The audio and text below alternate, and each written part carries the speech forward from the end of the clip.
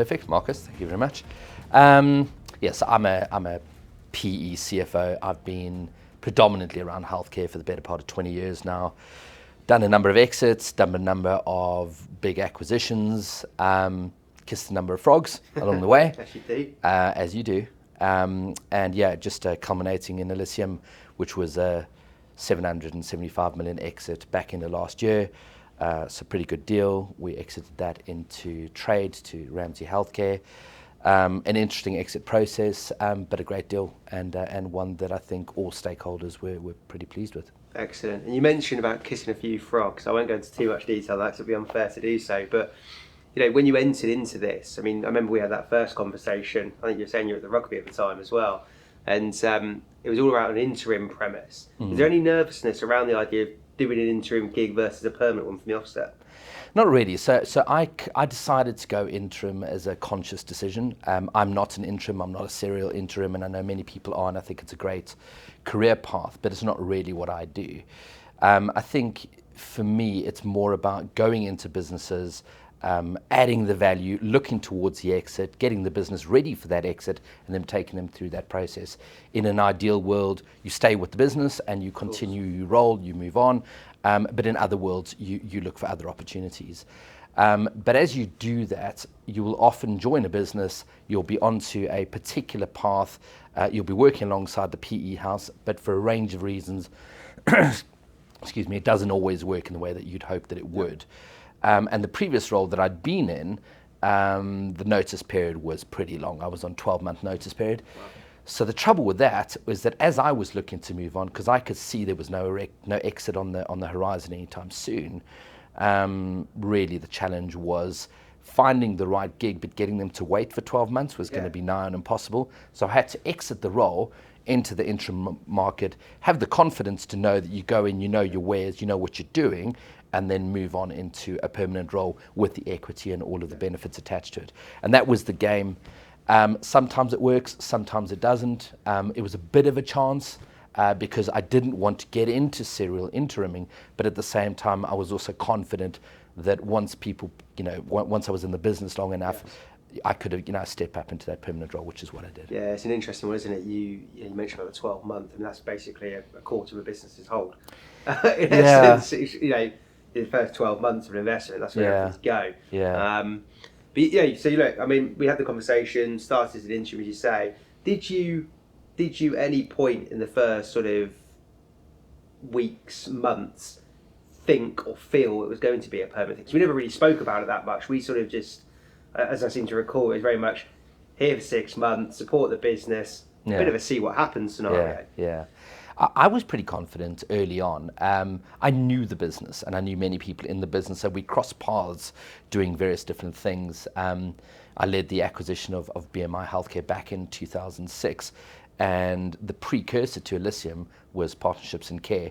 That had been spun off out of BMI the year before that in 2005. So I'd crossed paths with many people in the senior management team. So when I joined, it kind of felt a lot like coming home. It was the same business that I'd been in 10 years previous. The systems were the same, which again, there's good and bad with that, but there was a sense of familiarity. So for me, very early on, I remember having a conversation with the chief exec, probably in the second week, and she said, look, you're a perfect fit. I can see that within a short period of time, and I felt the same way. And you just felt that natural connection. It was also helpful that I was so familiar with the industry, but equally with the way that the business operated in terms of its thinking and systems, because I was able to then start to make an impactful change fairly early on, and that in turn made me I think part of the team really quickly. So I never really got that sense that I was treated as an interim. It was more a case of, well, we're going to test you out a bit as you would, but very early on, you're part of the team. You're in this journey with us, and let's talk about the future. Let's think that through. But you had to make some big calls early on as well. Yeah.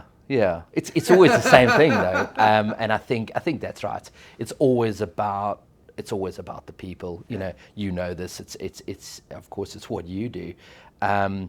the people and the dynamic and getting the right people doing the right things at the right times, I think, is what makes magic in any team. Yeah, And what I'd inherited was quite disparate. So second day, I was getting rid of the procurement director because he wasn't going to be part of that team. The entire senior finance team, really, with one exception, I ended up flipping them all out. I took over IT and IM, and again, all of senior management then needed to be moved on, not because they weren't mine, but largely because they'd become ingrained in a particular culture and process that wasn't going to align with what I needed, and they couldn't move as fast as I needed them to move. So yeah, it was pretty fast moving early on, but again, I think that's the value of being in an industry where you know it well, you know what good looks like, and you can get there fairly fast. that was one of the prerequisites when supporting the business in the first place. I remember I had a conversation with the chair and obviously both Joy and then Gareth, the HRD, as well, and it was very much around, we need someone who gets this space because we need someone to be able to make an impact because it hadn't worked out previously than the prior person. And with that, so you come in, made some big calls early on as well. Do you feel, you talk about pace as well, is that largely driven by the business? Was that because BC Partners were trying to drive the pace and the agenda as well?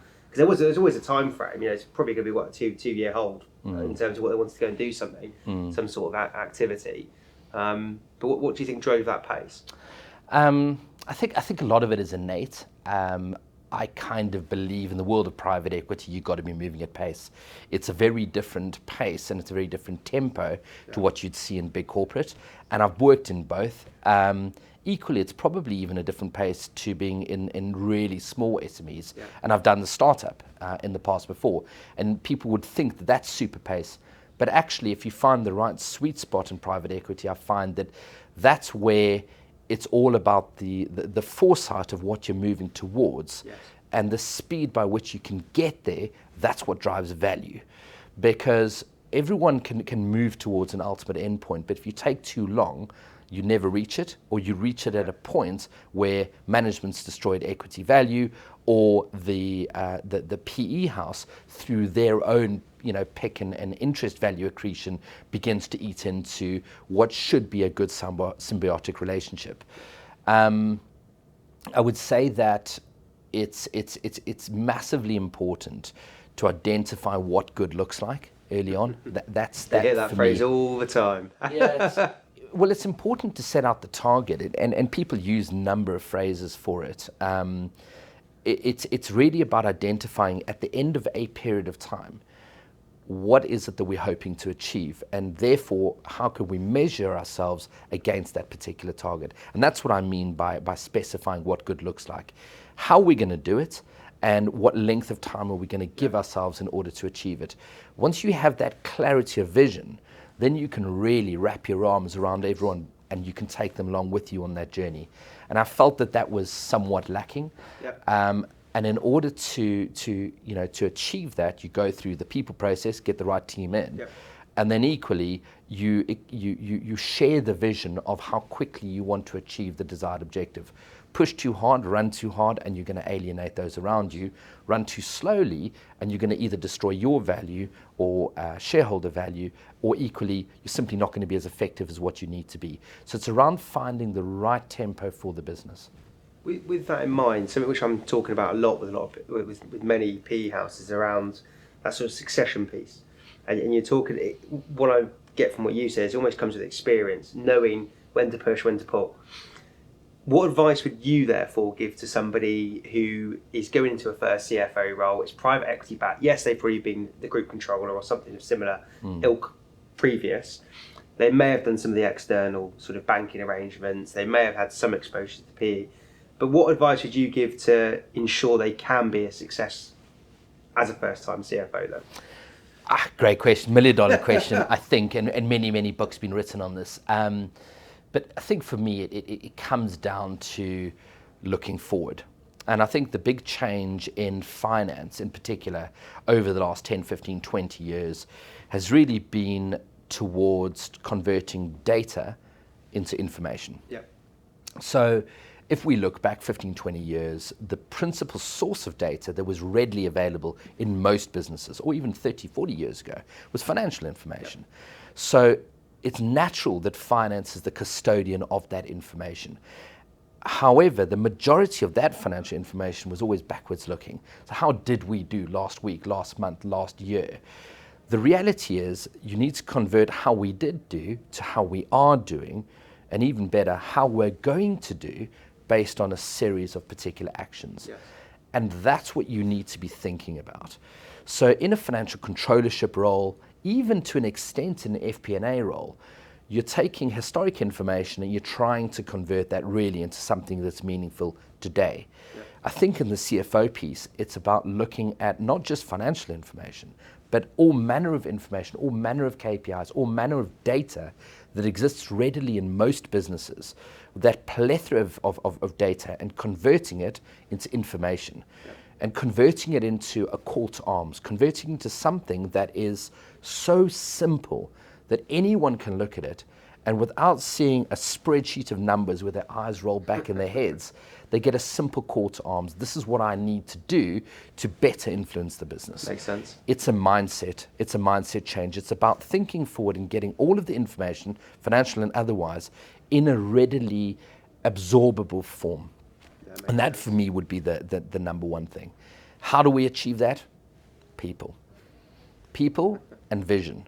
So you've got to be looking forward. The analogy I give is, the best runners in the world aren't spending their time looking at their feet as they run. If they do, they're going to run into lampposts. They're going to run into cul-de-sacs. The best runners in the world are looking forward so they can see what the horizon looks like. They can see when they need to up the pace for a hill, or they can pull it off a little bit for a downhill. But if you keep looking at your feet, you can be guaranteed you won't trip, but you can also be guaranteed you're going to make some really big mistakes because you aren't going to see the challenges coming. So it's about that vision. And once you've got the vision, you understand that you're a support role. You're giving the business the information that it needs to better run the business. You then bring your team around you. Yeah. And you ask yourself the question, do you have the right people to do those things? But setting out the vision for what it is you want to achieve. You then bring in the right people around you. And that, for me, is the symbiotic relationship and the approach by which we work with teams, yeah, and you build a successful CFO role. I think. That makes sense. And talking about, perfect segue really into some of the support we offered as well during your tenure, but talk about sort of bringing in the right people. I know we did a couple of bits as well to support you along. I think it was a CIO and a property director, if I recall correctly. That's right. How do those processes go? What are your thoughts on those to put you on the spot? Yeah, they were great. So the CIO role was a replacement for somebody that I'd brought in. So early on in my tenure, I took IT. It naturally fed into a finance function, not because I'm the most techie guy, but because it was fundamental to the provision of that information that I was talking about. Information management in particular is a big part of the IT infrastructure, particularly within Elysium. I brought in a new CIO, and he'd been in place for a period of time. The reality is that the previous incumbent didn't have the right tempo for what we needed in that business. I think every business, and it's not to say that he wasn't technically competent or that he wasn't a good leader or manager, he was all those things. But you go back to being able to move at speed, he wasn't able to move at the speed that the business needed. So again, make a decision, make it decisively, don't prevaricate. There are very few instances in my career where I've looked at someone and thought, I really need to move them out of that role, and 6 months later have thought, I'm really glad I didn't. In fact, that's never happened. So once you get to that point, the best thing you can do is to move them on from that role, and we did that. Treat them well, treat people humanly. It's incredibly important. We're just humans. We're just in different roles. You can be, I'm quite keen on saying I can be more senior in a professional capacity, but I can never be more senior in a human capacity. So always treat people like humans first and show those values. But professionally, you can make the right decisions for the business, and that's what we did. We removed them from the business. I engaged yourselves. I've had a relationship with Eton Bridge going back a number of years now. I think I was first introduced to Eton Bridge, must be at least 10 years ago, and we've had multiple interactions. And it was a great process. So it was everything that I would expect of executive search. I was given a great shortlist. And frankly, I could have taken anyone. I think 6 on the shortlist. Any one of them would have been a competent candidate. As it turned out, I'm delighted with the CTO, CIO that I did recruit, and he really has been a breath of fresh air.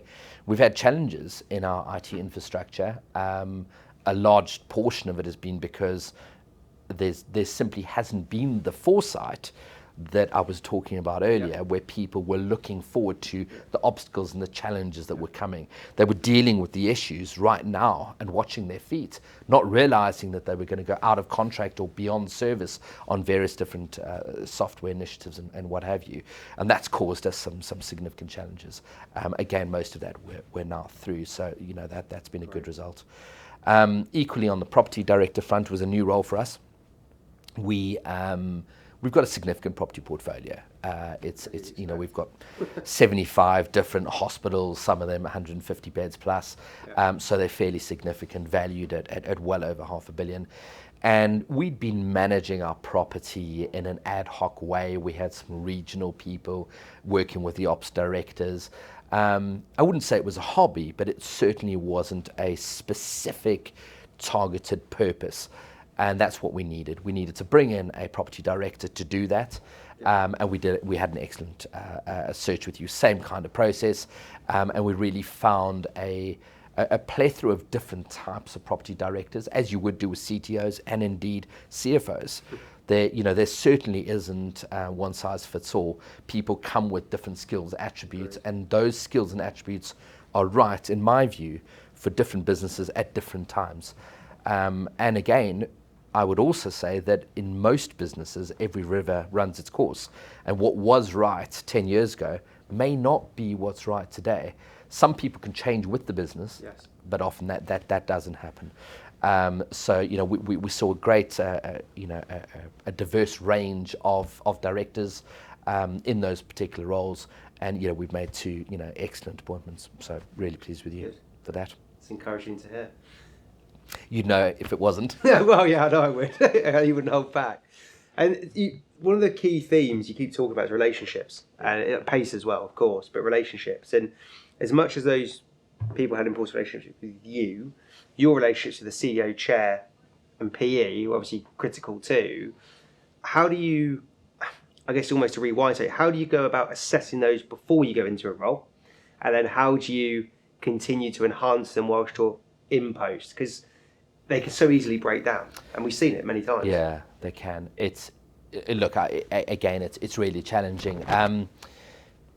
I've been into a number of roles where, despite my best efforts and diligence, looking at the business plans, talking to the execs, chief exec, to the equity sponsors, the chairmans, what you can often find is that the trajectory of the business has such a tremendous impact on the stresses of those particular relationships that it's really difficult to call it.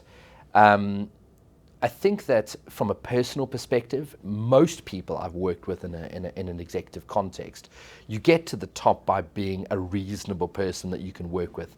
A couple of exceptions, a few crazy people along the way, but generally people that are engaging and that you can work with. Yeah. What begins to put overt levels of stress on that is typically 2 things in my experience. One is a divergence of interests, which leads to political interplay. That gets pretty challenging. The interview process should illustrate and highlight a lot of that. If you're getting different messages from different parties as you go through the interview process, talking to the equity sponsor versus the chair and the chief exec, if you get different answers to the same questions, you probably have divergent interests, and that's a bit of a red flag. The other, and this sounds so simple, is businesses that perform and that do well and that achieve the targets that you've set out generally have better working environments than businesses that are under stress and under pressure. So there's a couple of key points in this. One is set out the right and appropriate targets, and then make sure that you hit those targets. If the targets are too lofty and you miss them, even though the performance might be exceptional, there will be an undercurrent of dissatisfaction. If you set out the targets too low, well, then from the get-go, nobody's particularly satisfied, and you break a little bit of trust because people believe that you've set them a little bit too achievable. So set the right targets, set the right plan, agree that plan up front, and then deliver those objectives. And if you can do that, that goes a long way towards settling down the equity sponsor, but equally giving or creating an atmosphere of trust with both the chief exec and with the chairman. Ideally, you want to get to a point, certainly in a CFO capacity, where if it's financially related, chief exec's not really getting involved, and certainly the chair isn't getting much involved. If there's a finance question or there's finance leadership or finance insight, it's coming from the CFO's desk, where those roles begin to shall we say, interfere or become overly involved in the finance function. That's where things can begin to break down. And generally, that only happens because business performance isn't happening in the way that it should do. So in the interview process, I would say it's asking the same questions of all three parties and ensuring that they're all aligned in terms of their perception of how the business is performing and indeed what the strategy is. I know something we've done as well. We've often encouraged people to talk to other businesses backed by particular PE houses as well, especially when they've been distressed, to understand how they actually behaved. I think that can also be quite helpful. So look, talk me a bit through, you joined the business, made changes, aligned with the individuals you're working with, going for growth. Talk me a bit through that sort of growth period prior to the exit program. Yeah, so joined the business, and growth was good, but it was typically revolved around M&A. The majority of the growth that we saw wasn't organic. It was fairly successful buy and build, although we weren't doing much on the build front. And the trouble with that in an Elysium context was that we were paying multiples that didn't leave very much arbitrage from an ultimate exit perspective. So there was some value there, but it wasn't going to be delivering the value that we should be as an acquisitive or as a platform for growth. So very early on in the proposition, we said, look, the cash and the equity isn't going to come through. If we continue to take additional equity checks, that's going to destroy management value. We don't want to do that. We'll just see dilution. What we'd rather do is move and convert the cash that we are generating into a series of developments. If we do the right developments, working hand in glove in what we do with the NHS, which is our business partner, we can, as I like to say, fix the NHS's problems. So we've got, well, indeed. We'll leave that. Indeed, that's probably a topic for another day. But we can fix their problems in that they have capex constraints. They aren't always able to build the facilities that they want within the timescale that they need them, whereas we can be more nimble. So using that natural advantage, we started to move away from acquisitions, which by definition don't add capacity to the system. They just change the ownership from party A to party B. We're now adding beds back into the system. And that's what we started to do. So we spent fairly aggressively on that. Not only were the financial returns better, the significantly better. So we would buy on, let's say, 8x, which is the equivalent to around 12.5% a return on capital on an annual basis. We would now be building on, let's say, 3 to 4x. So we're now getting a 33 or 25% return on that capital. The difference between that and our ultimate exit point is generating value for the business. But we were only able to do that because we built a very successful portfolio initially. We now then convert that strategy. So I was very much a part of making that conscious decision to move away from acquisitions into development to get the best bang for buck. But part of that was also about demonstrating to ultimate purchasers that this could continue and we could see that growth out over the next 5, 7, 10 years, as the case may be. and building up that business plan, something that is comprehensive enough that any party, as part of a diligence process, understands the business very simply.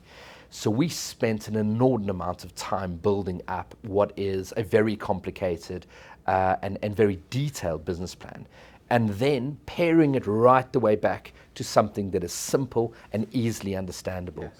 Because in an exit process, complexity destroys values. Complexity leads to risk. Yep. Leads to the perception or the reality that you don't understand what it is that you're buying into. So we had to build up a business plan that was really simple, that anyone could understand, and that demonstrated that the growth trajectory of the business could continue in over that medium to longer term. That was really the focus, and in order to do that, that's the ultimate end game. We then pare that back. You need the right people, and you need to move within that timescale to get to that point. So for me, the value is really about being able to convert a vision into something on paper that will stand up to the scrutiny of diligence. That then delivers and drives value. And when a bidder asks, well, how do I believe this? How do I trust it? The answer is because I've been delivering it for the last 3 years. Everything we've delivered historically is in line with what I'm saying we're going to deliver going forward, and that we've been able to deliver and achieve that budget or that plan every single month throughout my tenure. And I think that was a strong selling point in the final exit process. No, massively. And is there anything you'd change or do differently? I know it's been successful, so it's sometimes quite hard to sort of reflect in that sense, but is there anything you'd have done differently during that period under BC Partners? I think it's hard to say that I'd do anything differently, because ultimately, as you say, we had a very successful exit. All parties were happy. I think that Ramsay, being the new shareholders, they're pleased with what they've bought because they really have got a great business. I think as ever, there's always opportunity to have moved faster, where you have that moment of reticence where you think, am I going too fast? Am I able to bring everyone along with me? There is often a time where you think, I need to slow this down because people are beginning to wobble. The reality is people can do far more than they think and that they know they can do. And there were times, I think in hindsight, where I could have pushed a bit harder and I could have moved it a bit faster. Would that have led to a better outcome? It's hard to say. I'd say probably not. I think the outcome was pretty good.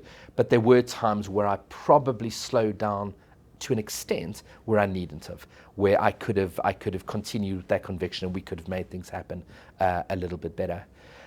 In terms of the relationships with the balance of the board, I was really fortunate. We had an incredible chair, hugely experienced and very affable character, somebody that I would happily work with again. BC Partners were unbelievable as an equity sponsor, and as I say, I've worked with a number. They were by far the best that I've worked with in my career. Very supportive, gave the reins to management, gave the challenge where we required it, where it was helpful, but ultimately we're always there to support management in driving that business value. And then again, chief exec who knows the industry intimately, been in it for 25 years. There's very little or anything in mental health that she could ever learn. In fact, I'd say there's nothing of any value. So that was really incredibly powerful, and bringing that all together, where commercially, financially, I was given the reins, the right equity sponsor, the right chair to support but challenge, and then the industry expertise really created a very powerful dynamic and team. So it's hard to look back on that and say that there are any particular regrets. I think it was a good deal, and it was a good moment in the history of Elysium. Well, what on you in the business, and something else I'm always interested to understand is, you mentioned at the start, 20 years in the industry, CFOs multiple times in PE, done exits, done integration and acquisition. Have you ever had mentors during your time? Have you ever looked up to try and emulate people? Has there ever been that for you? I mean, the answer is naturally yes. I think you get some people who are very good at learning from a book. They read a quote, or they read up on Steve Jobs and they say, right, well, that's what he's done. I'm gonna emulate that. And some people are great at doing that. I'm a little bit less so. I enjoy reading autobiographies and some business books, but I learn from people. I learn from what I see. I learn from engagements, and I've learned and I've taught myself to be far more observant as I've continued throughout my career. By being observant of people around you, the benefit that you have is that you can learn from all sorts of places. It's not only going to be one business book, but it could be that you learn from a junior in your team because you see an interaction or a dynamic and you think, wow, that was really powerful. That was clever. That was smart. That was very well played.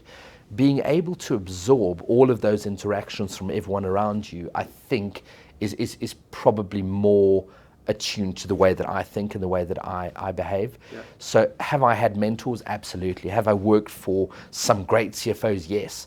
But I've learned as much from the great ones as I have from the not so great ones. In that you look at interaction, you think, I don't want to do that. I don't want to be that. I don't want to emulate that. Which I think is a little bit more difficult to do from a book because you look at the good stuff and you get a little bit less of the not so good stuff. I think that as you develop in your career, being self-reflective is a massively important attribute. And I know that I've learned far more from getting things wrong than I ever have from getting things right. When you get things right, you keep doing them. When you get them wrong, it causes you to pause and reflect. It causes you to adapt. It causes you to think, well, that wasn't as effective as I wanted it to be.